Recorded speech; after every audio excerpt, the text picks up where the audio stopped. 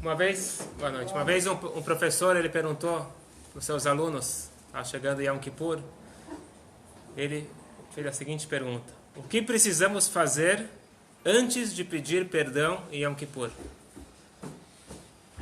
Sempre tem aquele aluno aplicado, levantou a mão e falou: sim, Davi, antes de pedir perdão, temos que pecar.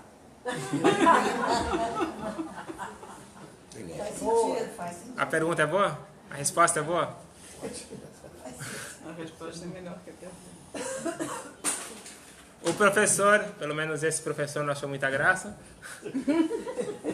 e ele disse que antes de pedir perdão para Deus, Yom Kippur, temos que pedir perdão para os semelhantes. Mas eu sim gostaria de focar na resposta do Davi. Eu acho que foi uma boa resposta. Porque muita gente fica assustado, preocupado ou incomodado com o dia de Yom Kippur. Um dia pesado. Eu acho que Yom Kippur é um dia maravilhoso. Um dia que Hashem nos dá oportunidade de se conectar a Ele. Eu não vou falar de perdão ainda, ou no sentido que nós conhecemos de perdão. Vamos falar no sentido mais profundo. Um dia de conexão. De certa forma, parece que a nossa vida é cheia de caídas, e a gente está sempre na dívida. Mas vamos talvez colocar em outra perspectiva. Eu li uma vez uma carta que um rabino escreveu, achei bastante interessante. Ele falou que ele imagina todo Yom Kippur que ele recebe essa carta de Deus. Não sei se Deus manda em inglês, mas ele escreveu em inglês essa carta, eu vou tentar traduzir para vocês. Ele fala o seguinte: Deus escrevendo para mim, vamos pensar cada um para si mesmo. Eu sei que você é humano. Humanos não são perfeitos. Eu te fiz desta forma. Eu te amo do mesmo jeito. Na realidade, é por isso que eu te amo, porque você não é perfeito. Eu já tinha a perfeição antes de te criar.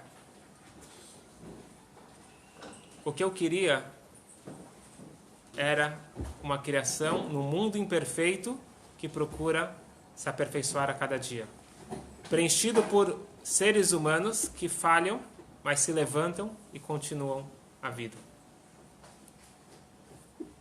Ser imperfeito, mas se esforçar para fazer o seu máximo, com isso você está cumprindo o seu papel e o seu objetivo nesse mundo. Você vai conseguir atingir a única coisa que eu não consigo fazer sem você, diz Deus. Você consegue trazer um Deus perfeito para um mundo imperfeito. Então, acho que até vale a pena traduzir, a gente lê isso daqui no início de Yom Kippur. Davi respondeu que antes de pedir perdão temos que pecar, ou talvez vou corrigir um pouquinho, antes de pedir perdão temos que saber que pecar faz parte de ser humano. E pedir perdão também faz parte de ser um ser humano digno.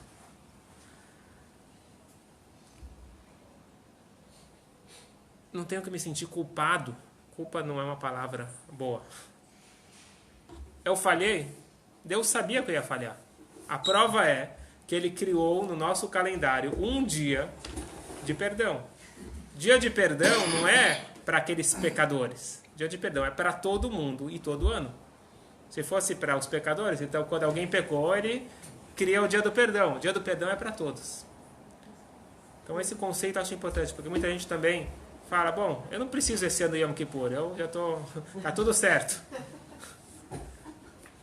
Yom Kippur é muito mais do que isso. Nós estamos celebrando sermos imperfeitos. Então, ser imperfeito, pecar, falhar, não gosto de falar pecado, é muito forte. Falhar, errar, é humano. Agora, persistir no erro, isso nós não devemos. Nós devemos procurar pedir perdão, buscar uma reconexão. Vamos focar hoje em conexão, em reconexão. Essa é a palavra-chave de Yom Kippur. Mas, de certa forma, vai ser necessário também acertar as contas aqui embaixo. o que o professor estava querendo ensinar para os alunos é o que consta no Talmud.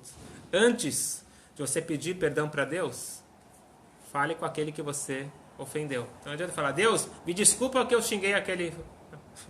Você vai acertar as contas com a pessoa e depois você fala com Deus. Porque cada vez que eu insulto alguém, eu estou indo contra a pessoa e, de certa forma, contra Deus também. Mas não adianta resolver só com Deus. Eu tenho que resolver também aqui na Terra. Eu li uma história incrível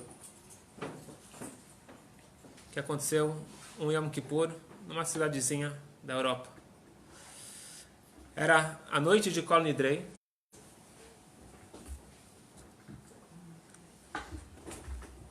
E o Hazan daquela sinagoga, naquele ano, era o Shamesh.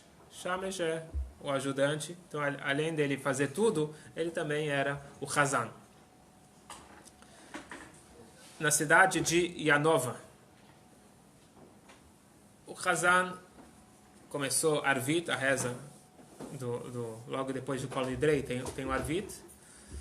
E a parte central é a Amidah. A Amidah é aquela parte silenciosa, que nós ficamos de pé, com os pés juntos, e falamos em voz silenciosa os nossos pedidos ou nossas declarações, chamada Shemona Esrei Amidah.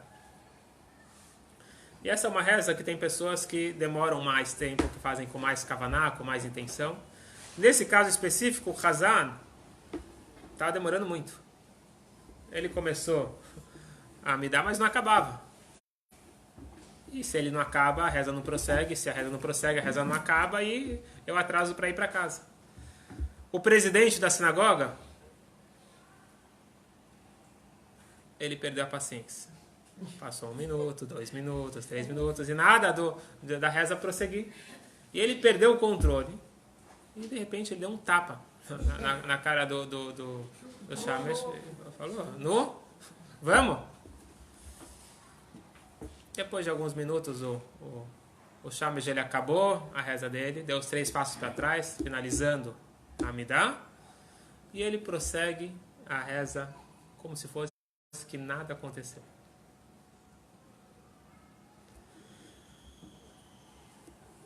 O Yom Kippur continuou sem maiores estresses.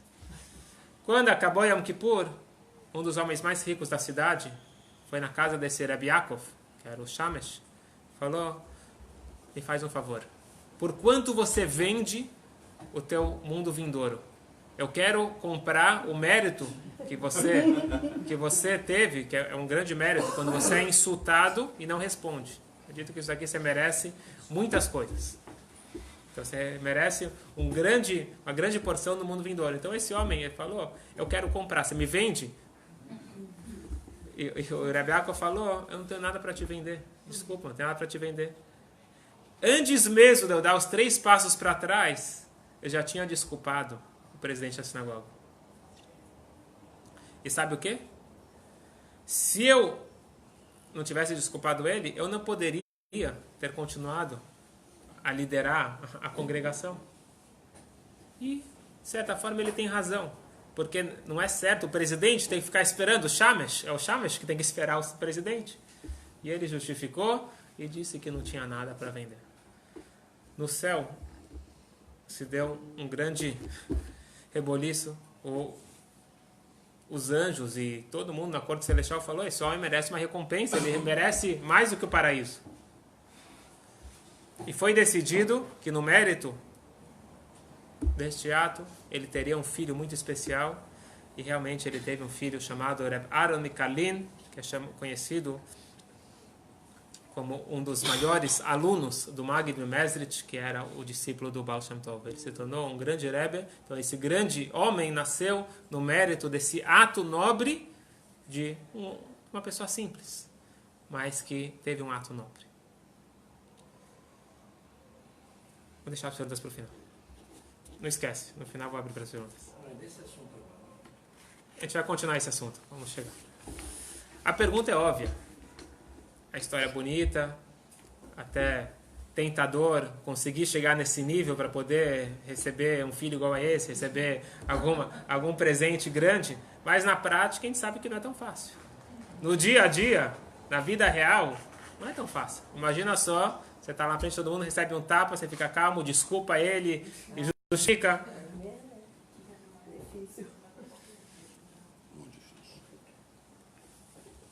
Mas na prática, nós sabemos que em Yom Kippur Mechaper, está escrito no Talmud, Yom Kippur não perdoa algo que está entre eu e meu semelhante. Eu vou ter que acertar as contas. Na verdade, eu tenho que acertar as contas imediatamente. Não em Yom Kippur. Tem que acertar na hora que acontece. Mas o prazo máximo é véspera de Yom Kippur. Para eu poder entrar em Yom Kippur tranquilo, eu preciso ter resolvido todas as pendências. E não é fácil. Primeiro, pedir desculpas é muito difícil. Eu preciso baixar a cabeça e parar de ficar justificando, porque nós temos uma tendência de justificar tudo que nós fazemos. Então, sempre, ou 99,999 das vezes, nós temos razão. Ou 100. Então, é difícil ter a coragem de pedir desculpas. Mas não vamos desmerecer o outro lado. Desculpar também é difícil. Uma coisa é quando ele fez uma coisa leve, agora quando fez uma coisa séria. Então tem casos que a pessoa está até esperando você ir lá pedir desculpas para ela. Tem casos que na hora que você pede desculpas, a pessoa está pronta para te desculpar e encerrar o assunto. Mas tem casos que você pede desculpa e fala de jeito nenhum. Eu não vou te desculpar nunca. Porque, de certa forma, psicologicamente, eu acho que enquanto eu ficar com raiva daquela pessoa, isso é uma compensação por aquilo que ele me fez. Então, eu sinto que eu preciso disso. E o que? Ele já me insultou, ele já me fez tão mal. Agora, você vai me tirar também meu direito de vingança? Mas aí vem a mágoa, né? Faz mal à própria pessoa. Né? Vamos chegar na mágoa, tudo isso. O mais importante é saber o seguinte. No final das contas, nós estamos chegando em Yom Kippur e falando, Deus, me perdoa.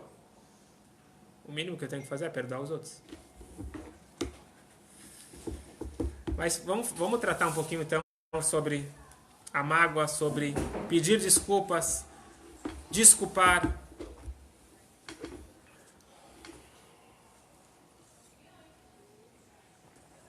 A Torá diz uma coisa interessante. Quando alguém me fez algo que eu não gostei, eu tenho duas opções. Uma é esperar ele vir pedir desculpas. A segunda é eu ir até ele e falar, eu não gostei. E a Torá fala que eu tenho a obrigação de ir até a pessoa e dizer o que está no meu coração. Então não ficar só esperando. Chegar para ele e falar, eu não gostei do que você falou, não gostei do que você fez. Por quê? Ele é o culpado. Por que eu preciso ir atrás dele? Falou, nem sempre, do ponto de vista dele, ele fez alguma coisa. Então, do teu ponto de vista, ele fez uma coisa terrível. Mas pode ser que para ele, pode ser que ele nem sabe que ele fez uma coisa que te magoou. Ou pode ser que ele sabe o que ele fez, mas ele não considera isso daqui uma coisa ruim. Ele falou uma palavra para ele, ele pensou no teu bem. Ou mesmo que ele sabe que ele falou, pode ser que foi sem querer. E ele não acha que você está chateado. Na prática, pode ser que ele está acertando contas do passado. Falou, você ficou chateado, mas eu estou chateado com você de uma outra coisa que você me fez. e fica... Na prática, vale a pena você ir até lá e tomar a iniciativa. Então a Torá diz, não fique esperando o outro vir até você, vai lá e tome a iniciativa. Existe uma coisa muito interessante que nossos sábios dizem. Se você analisar na Torá, todo mundo conhece a famosa frase Ve'ahavta l'reacha kamocha. Ame ao próximo como a ti mesmo. Agora, qual que é a frase que está escrito imediatamente antes desse versículo? Ame a Deus. Não. Quase. Lo tisnai et achicha bilvavcha, ocheach tochiach et amitecha. Não odeie o seu irmão no seu coração. Ocheach tochiach et amitecha. Advirta tem que advertir o próximo. Qual que é a ligação entre essas duas partes? Você não pode odiar o outro no teu coração. Ódio. Não... E tem que advertir. São duas coisas separadas. Existe a mitzvah de não guardar ódio. Essa é uma mitzvah. Existe uma outra mitzvah de advertir o próximo se ele está fazendo algo de errado. Então, se você vê teu filho fazendo algo de errado, você chama atenção. Se você vê o outro fazendo algo de errado, você chama atenção? Deveria. Porque se você considera todos irmãos, então você sente responsável também por ele. Então, o problema é dele. Não, da mesma forma que eu vou cuidar do meu filho, eu vou cuidar também do próximo. Então, isso é uma mitzvah de ocher, tocher, adver. Se eu vejo alguém fazendo algo de errado, eu devo advertir. O objetivo de advertir é fazer que a pessoa melhore. Então, também tem que estudar as leis. Existem leis como advertir. Eu simplesmente descontar minha raiva sobre ele, isso não significa advertir. Eu não vou entrar nessa polêmica, mas tem pessoas que acharam que a forma de advertir alguém que anda de carro no Shabat é jogando pedra. Mas isso daqui não é o que a Torá fala. A Torá fala advertir significa procure mostrar para a pessoa como melhorar. A gente pode não jogar pedra física, a gente pode jogar pedra com nossas palavras. E gritar com a pessoa. Você não sabe? Então, existem várias leis como que você deve advertir. Você deve chegar para ele no canto, falar com boas intenções, não com raiva. Então, existem todas as leis. Mas na prática é uma mitzvah. Pergunta aos nossos sábios qual que é a ligação entre essas duas mitzvot. Não guarde rancor no seu coração, ódio no seu coração, e advirta o próximo. Qual que é a ligação entre essas duas?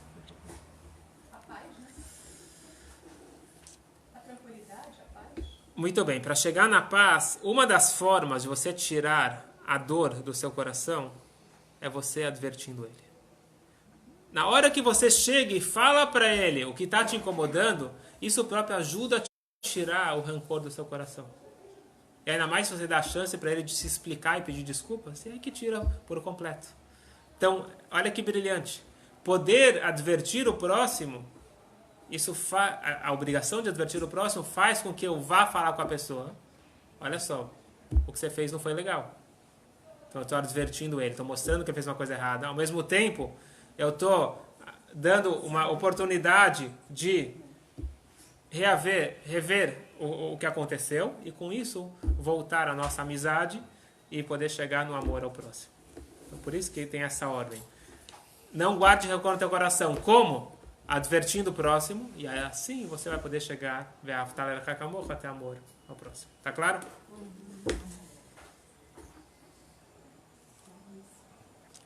Então, eu vou e peço desculpas.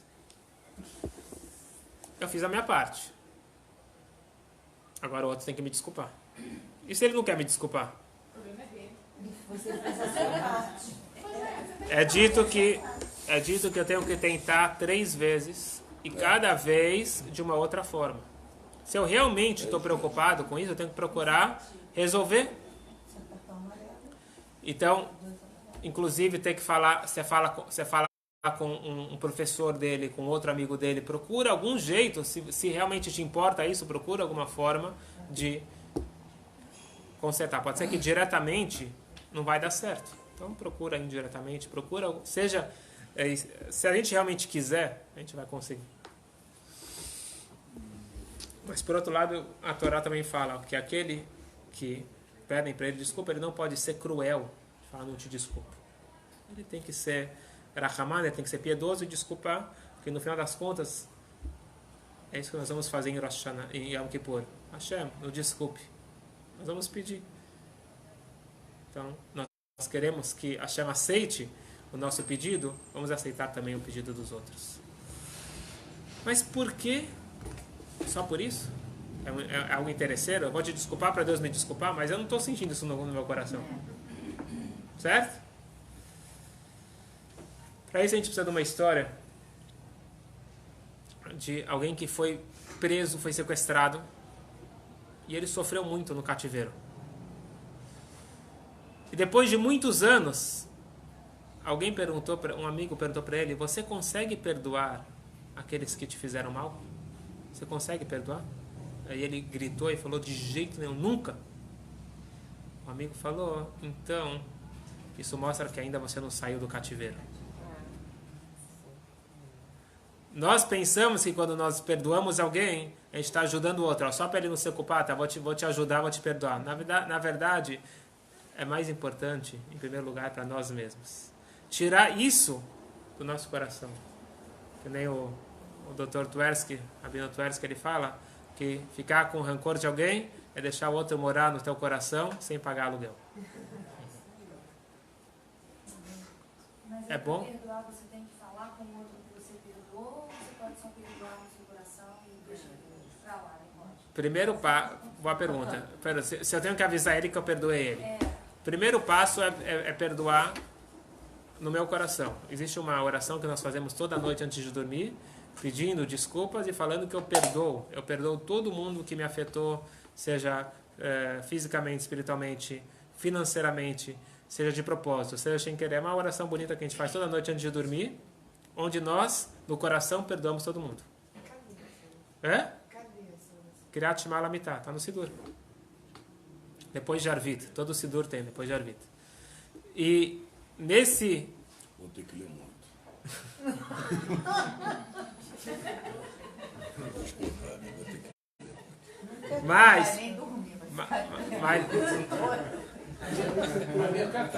Mas o ideal é você comunicar a pessoa.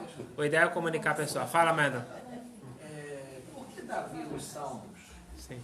em vários Salmos, ele não fala em perdão, ele pede a Hashem que destrua não só as pessoas que o traíram, enfim, vários. E várias gerações a seguir ele pede que a Hashem destrua. E Ótimo. tem muito ódio, tem muito rancor. Esse que eu queria fazer a pergunta. Então, justamente nos Salmos, onde a gente quer se basear em muitas coisas, a gente vê Davi só com raiva, com ódio, pedindo a Hashem que destrua seus amigos, que ele pensava que eram os amigos que traíram ele, né? Ótima pergunta. A pergunta é sobre os Salmos do rei Davi, que lá fala de rancor, de ódio, de vingança. Então, por isso que eu digo para não entender os Salmos. Quer dizer, não ler...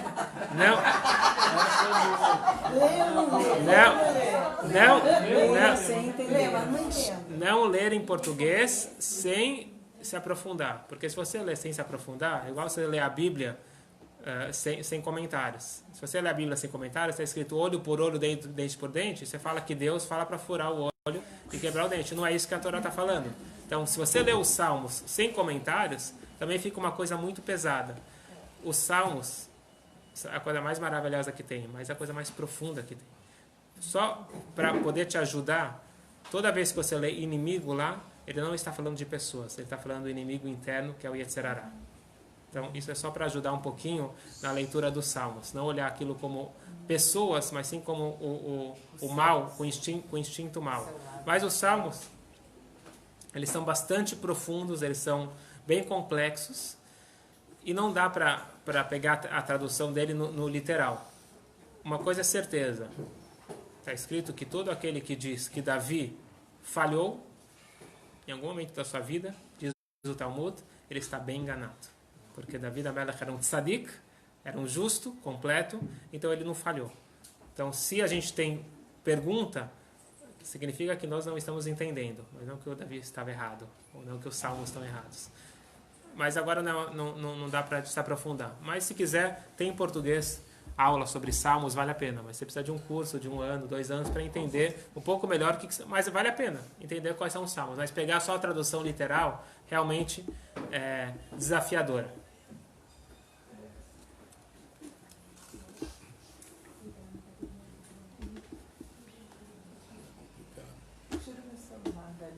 Mas, Rava, assim como ali perguntaram que o tá desculpado tem que ser tá desculpado, desculpa tem que ser também me desculpe, né? Não basta abraçar, beijar ou falar chamando. Bom, boa pergunta. O que significa desculpar? Então, eu vou chegar nesse ponto. Por isso que vamos tentar finalizar o pensamento. Se alguma coisa não cobrir até o final da aula, a gente vai abrir para perguntas. Contam de uma criança bagunceira. Existe. Mas esse daqui ele tinha passado do limite. Ele era o dia todo machucando os colegas, xingando, maltratando. Não era fácil.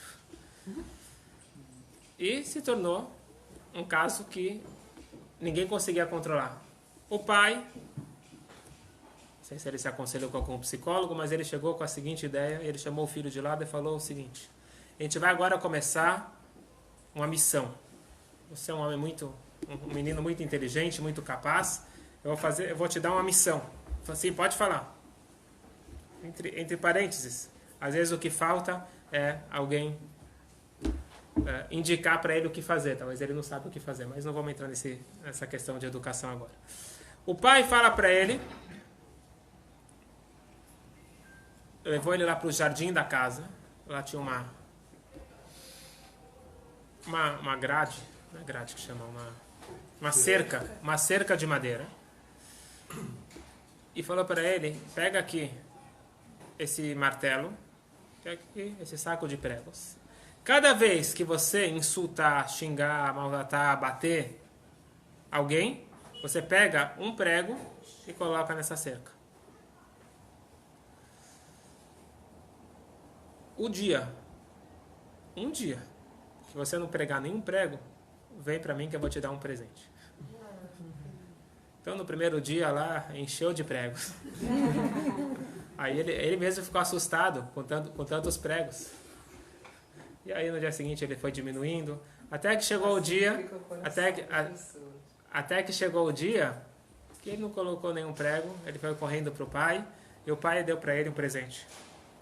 O pai falou: parabéns, etapa número 1 com sucesso. Vamos agora para a etapa número 2.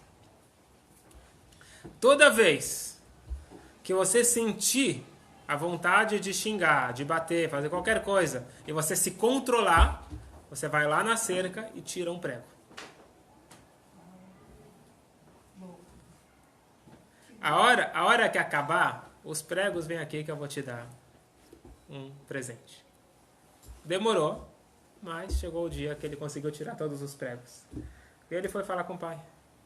O pai falou: tá aqui teu presente, parabéns, muito bem, mas agora me dá a mão. Vamos lá ver a cerca. Você tirou os pregos, mas os buracos ficaram. E é isso que você está perguntando. Você foi lá, abraçou, pediu desculpas, mas aquele buraco no coração, que dói mais do que o prego na cerca, ficou. Então, como tampar esse buraco? Essa que é a pergunta de 1 milhão. E a resposta é muito simples. Se você entender a essência de Yom Kippur, vai estar tudo esclarecido. Porque no final das contas, tchuvá, arrependimento, retorno, é todo dia. Por que a gente fala tanto de Yom Kippur? Você fez algo de errado? Pede desculpa hoje. Você quer acertar as contas com Deus? Acerta qualquer dia. Por que tem que ser Yom Kippur? O que tem de tão especial em Yom Kippur? Ninguém sabe? É a presença divina. A proximidade. A proximidade, a presença divina, a energia. Mas que energia? O que está acontecendo no dia de Yom Kippur? Primeira coisa, Yom Kippur,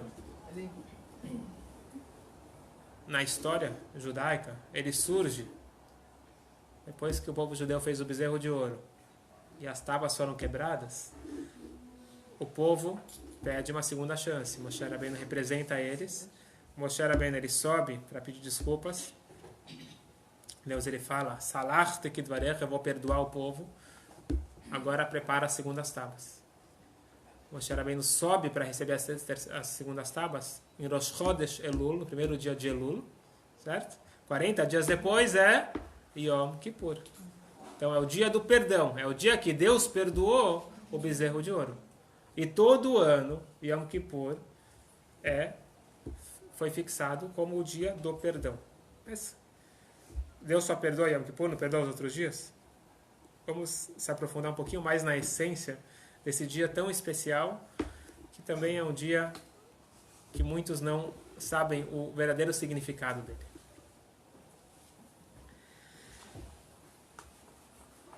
antes de falar do nosso relacionamento com Deus, vamos falar do nosso relacionamento entre nós.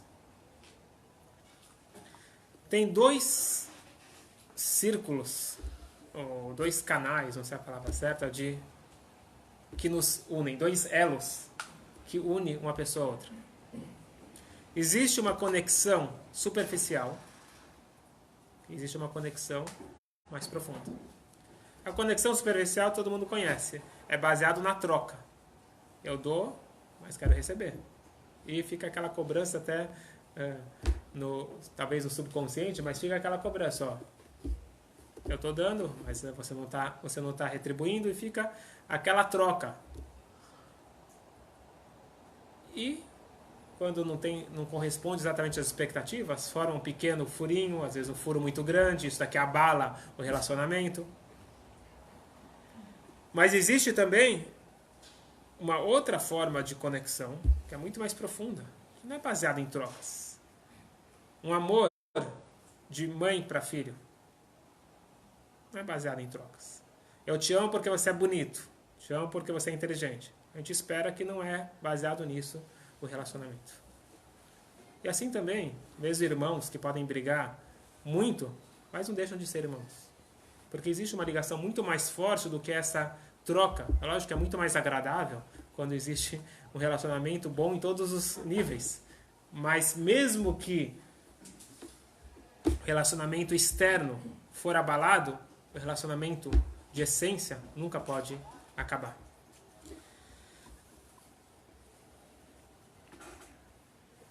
E é justamente nesse espaço, nesse campo íntimo, que pode nascer o perdão.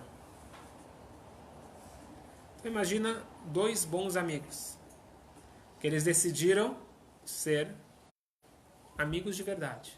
Amigos de verdade não é porque eu te dei, você me deu, vamos fazer agora os pontos, quanto você está me dando, quanto que eu estou te dando. É uma coisa muito mais profunda.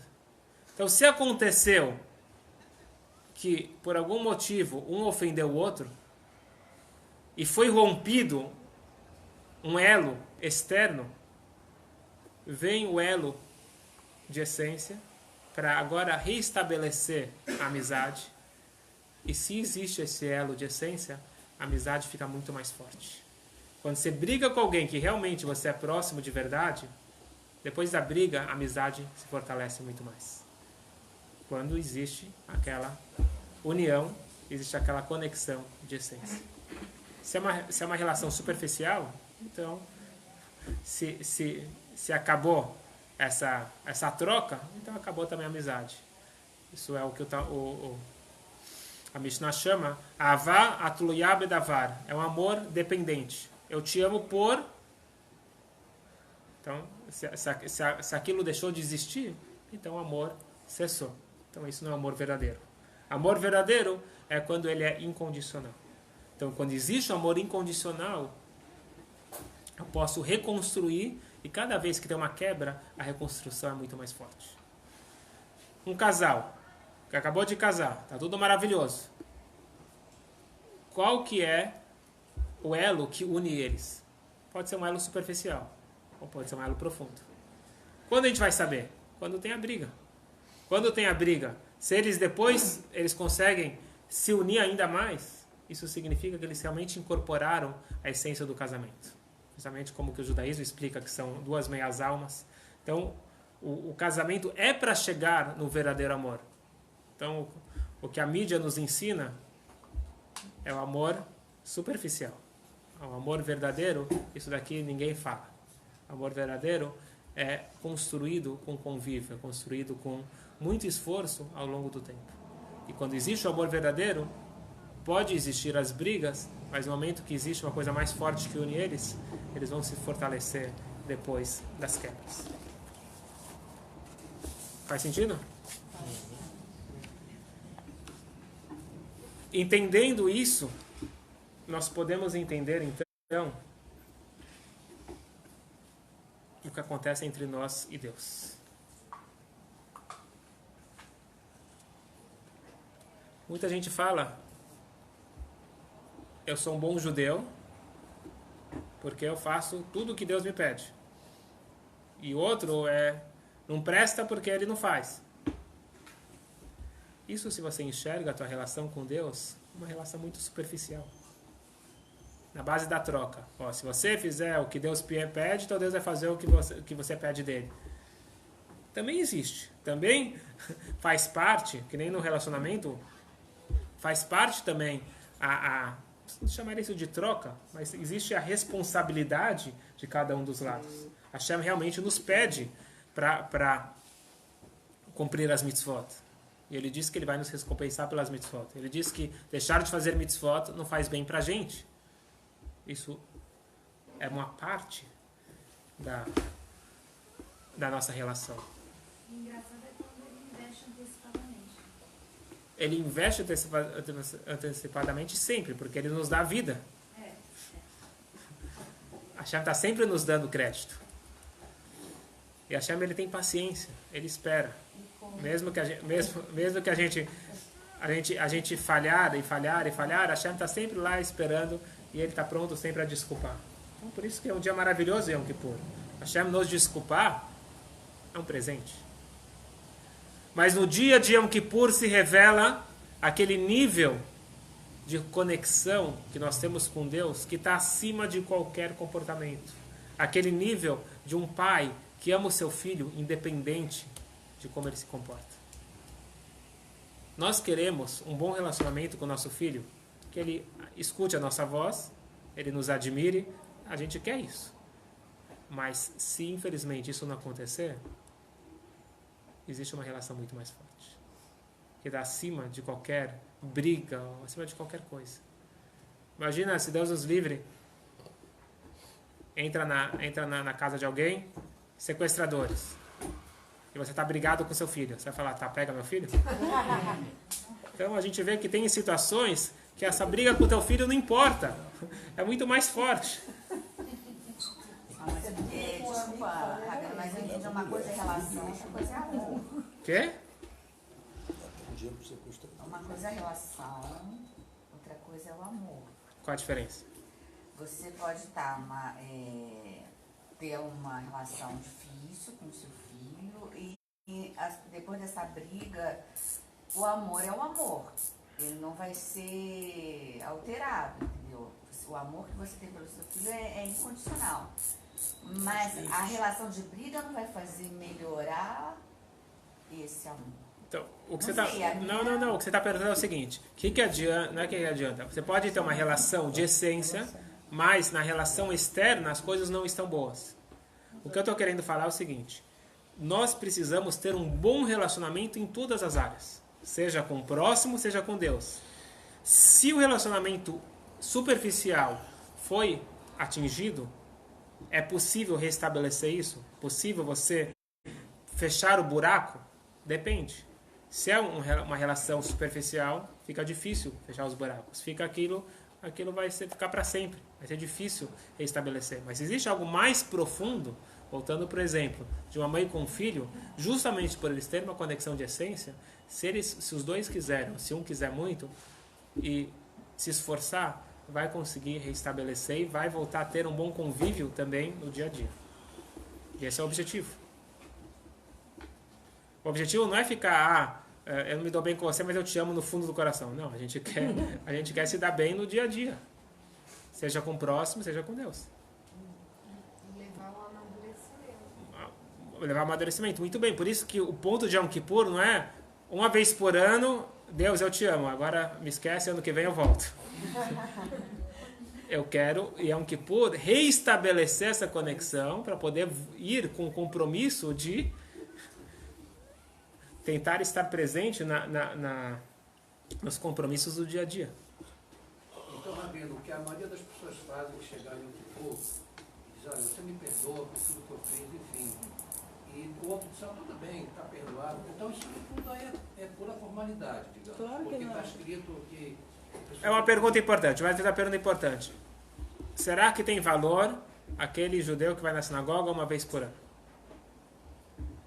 Aos olhos do Rebbe, que é o nosso mentor, tem muito valor. E tem muito valor. Isso mostra a essência do judeu. o que acontece? No dia a dia, eu estou vivendo um relacionamento superficial. Seja com as pessoas e seja com Deus. Eu estou na correria do dia a dia, então eu não dedico tempo suficiente para essa conexão tão forte que eu tenho com Deus. Mas existe uma vez por ano, onde, como vocês falaram antes, a energia divina é muito forte. Isso afeta a essência. E na hora que afeta a essência, ele não tem como não acordar. Então isso que o judeu vai na sinagoga em Yom Kippur significa que a essência dele acordou. E se ele está respondendo, Baruch Hashem, isso daqui significa que a conexão dele de essência está ótima. Está faltando a conexão externa, que é bastante importante.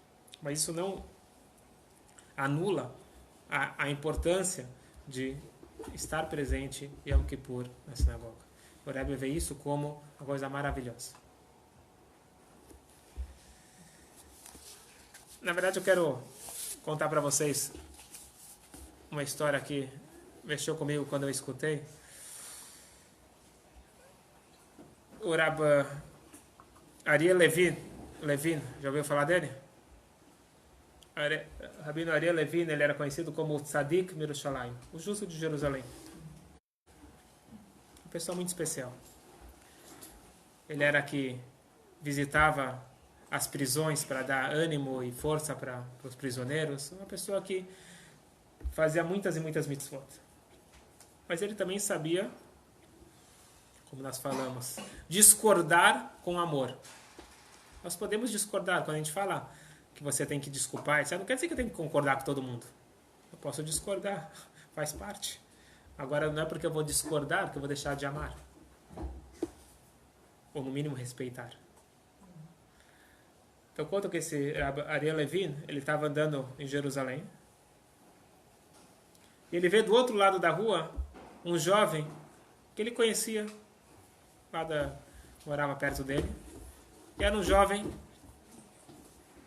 que uma época estava cumprindo as mitzvot, ele estava tendo aquele relacionamento externo que nós falamos com Deus, ele estava seguindo as coisas, de repente ele deixou de seguir. O rabino viu ele e ele atravessou a rua para cumprimentar o jovem. Ele falou: Shalom, eu quero te pedir um favor, você pode vir na minha casa tomar um chá comigo? Eu queria que você me contasse um pouco da sua vida. E o jovem falou: eu acho que não seria certo eu ir na sua casa. Eu não sou mais religioso. Eu não faço nada. Não faço nenhuma mitzvah. Você não consegue ver que eu não estou mais usando kippah? E o Rabino Levin, com o chapéu preto dele, com a capa longa, barba longa, ele pegou a mão daquele jovem pela mão e falou: você não está percebendo? Eu sou muito baixo. Ele era bem baixinho. Eu sou muito baixo. Eu estou te vendo, mas eu não consigo ver se você está usando o kippah ou não. Mas uma coisa eu estou vendo: o teu coração. E o teu coração, ele é grande e generoso. Você é um soldado no exército de Israel, do Natsavá. Você está colocando em risco a tua vida em nome de todos nós. Então, por favor, me faz esse favor. Vem na minha casa e aceita o meu chá. A sua kippah provavelmente é muito maior do que a minha. Olha, nossa, profundo. É assim que nós devemos olhar um para os outros. Então não olha o que você discorda. Tenta olhar aquilo que você sim concorda. Uma vez eu escutei do Rabino Meir Lau, foi o Rabino-chefe de Israel. Ele foi o sobrevivente mais jovem de Buchenwald. Passou por Auschwitz também. Recomendo todo mundo ler o livro dele, tem em português, o livro do Rabino Lau. Agora me fugiu o nome que a gente tem aqui. Então ele conta que algumas semanas antes deles serem libertados, Ele passou toda a guerra em vários campos. Falou que algumas semanas antes de ser libertados foi Pesach. E a gente se juntou no campo. Matzá não tinha. Vinho não tinha. Mas maror não faltava. Amargura a gente tinha muito. Mas a gente tinha mais uma coisa também. Tínhamos pessoas. Yehudim. E nós nos juntamos, todos os tipos de Yehudim. E cantamos juntos.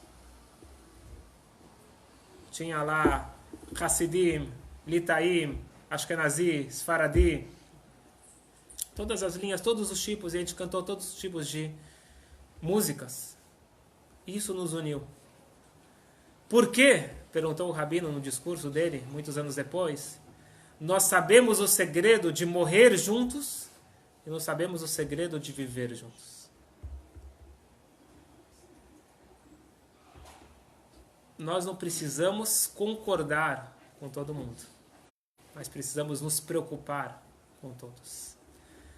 E essa é a essência de Yom Kippur. Essa é a essência do perdão. Perdoar não significa que eu concordei com o que ele fez, ou com o que ele faz, ou com o que ele diz. Posso discordar.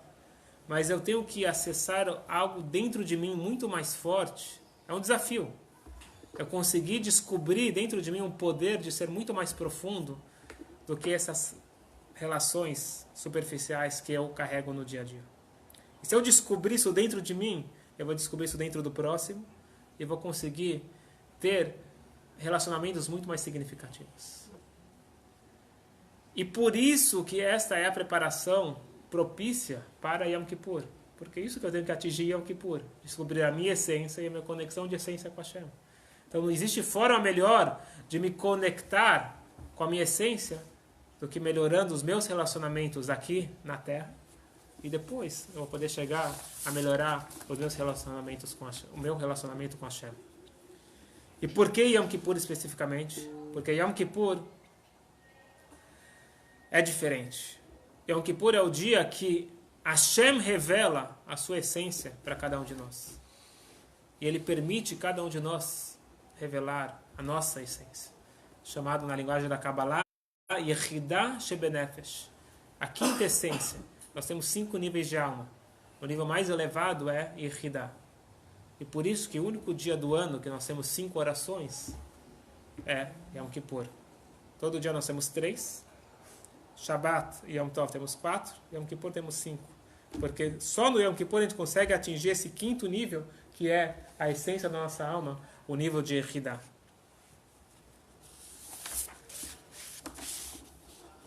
E para finalizar, gostaria de deixar uma reflexão. Por que uma criança ela pode estar muito brava com você? Fala, eu te odeio, nunca mais vou falar com você, não quero saber. Passa 15 minutos, você deu um sorvete, qualquer coisa, você é a melhor mãe do mundo, está tudo resolvido. Agora, adultos, pode ser que por uma palavra, por 30 anos não se falam mais. Então, qual é a diferença entre os adultos e as crianças? Pergunta o Tzemach Tzedek, pergunta o terceiro Rebbe de Lubavitch, ele que faz essa pergunta. Ele fala, como pode ser? Os adultos são muito mais maduros e as crianças são imaturas e elas conseguem desculpar, elas conseguem levar a vida. E aqui fica a reflexão. As crianças preferem ser felizes em vez de ter razão. Mar Khatimatullah.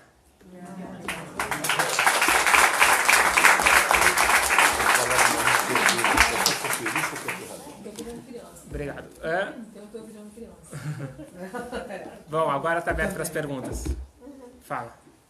Acha que a rede social, WhatsApp, etc., distanciou mais, a pessoa pode pedir perdão na hora, você me perdoou, acha que isso piorou ou isso não... Boa pergunta. Boa pergunta. Se eu pegar e colocar no meu Facebook, declaro que eu desculpo todo mundo. Tem muita gente fazendo. Caminho mais Mas se fácil. você falar diretamente no WhatsApp, A gente tá rindo, mas tem muita gente que faz isso.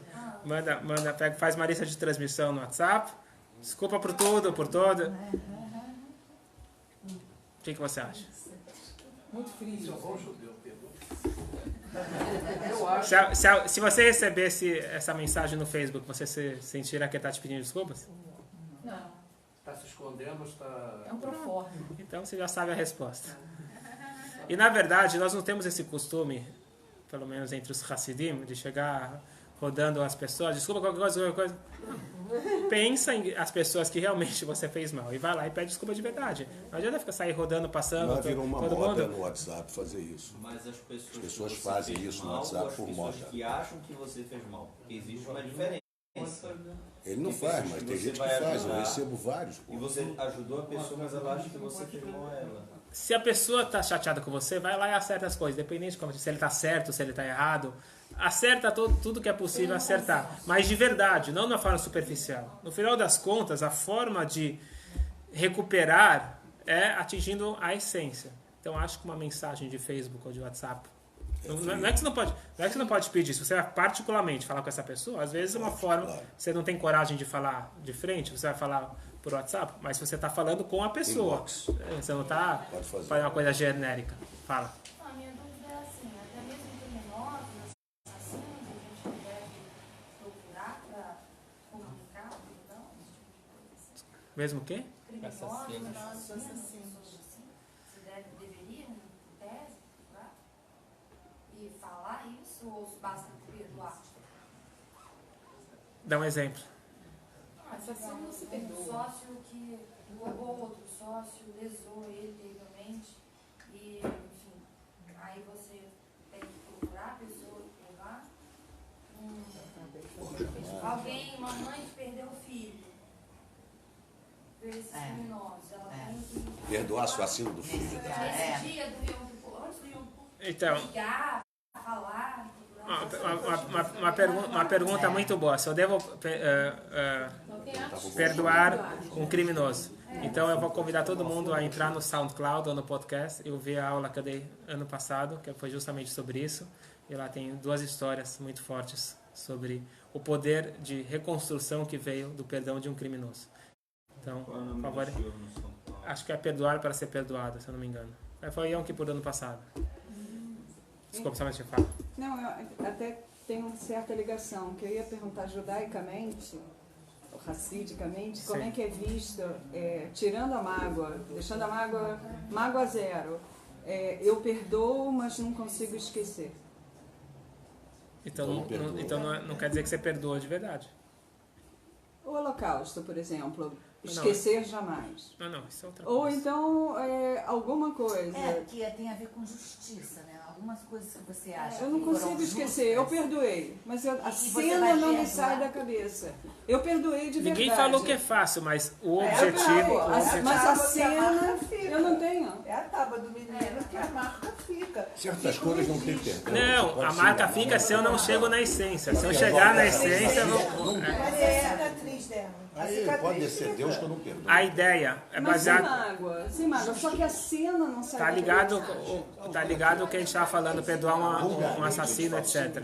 Você tem que transformar, Tomou meu dinheiro, não tem canalizar a Por isso que eu falei dor, que tinha a ver com canalizar a dor em crescimento.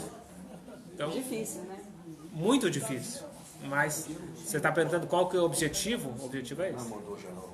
Você falou que a gente tem que perdoar, por exemplo, alguém que fez mal pra gente. Então, Sim. vou dar um exemplo mais concreto. Alguém foi lá e brigou com você.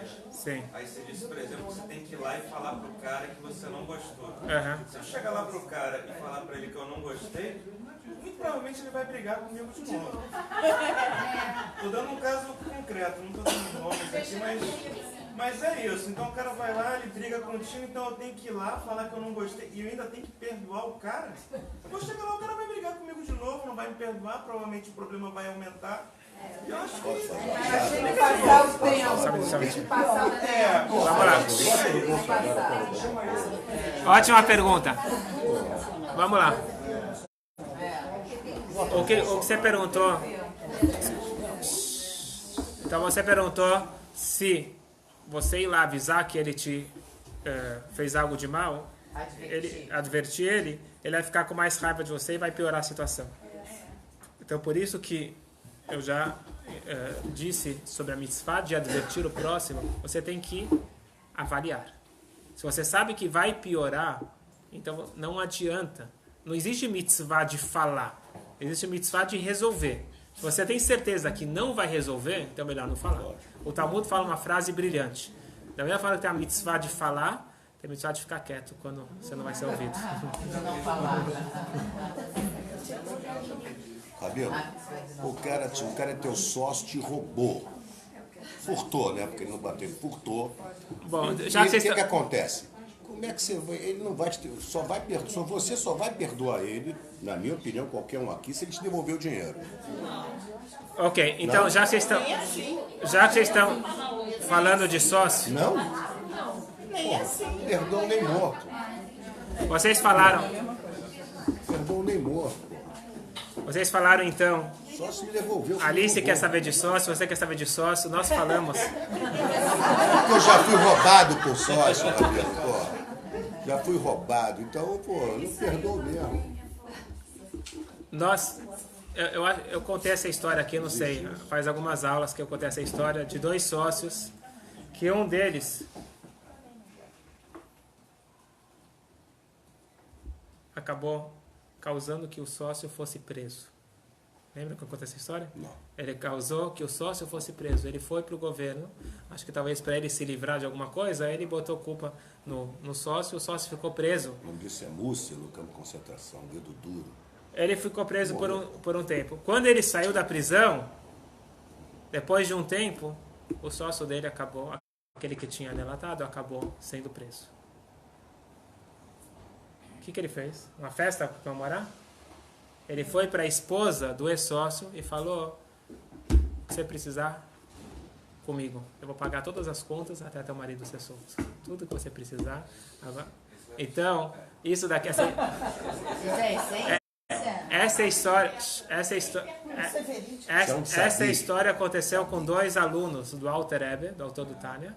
E o Alter Rebbe próprio ficou tão impressionado que ele fez questão de registrar isso no Tânia, porque ele estava escrevendo sobre a qual nível chega o amor ao próximo, e lá ele acrescentou algumas linhas em honra a esse ato nobre, que ele ficou, até o Rebbe ficou impressionado de ver alguém chegar a esse nível. Então, não estou falando que é fácil, eu estou falando que é possível, eu estou somente dizendo que esse é o objetivo máximo. No momento que você consegue entender que existe Deus regendo o mundo, a pessoa pode ter me feito mal, mas aquilo ia acontecer. Se não fosse aquela pessoa, se era para acontecer comigo, ia acontecer. Se não fosse ela, seria outra pessoa. Por isso que o rei Davi, que era uma pessoa muito nobre, um tzadik, uma vez alguém insultou ele, alguém xingou ele. E os assessores do rei Davi falaram: como você quer que a gente mate ele? Ele falou: não vai matar ele. Agradece em meu nome. Agradece? Falou: sim. O quê? Isso que ele me xingou, ele vai acertar com Deus o que ele fez de errado. Mas se eu fui insultado, é porque eu deveria ser insultado. Se não fosse ele, seria outra pessoa.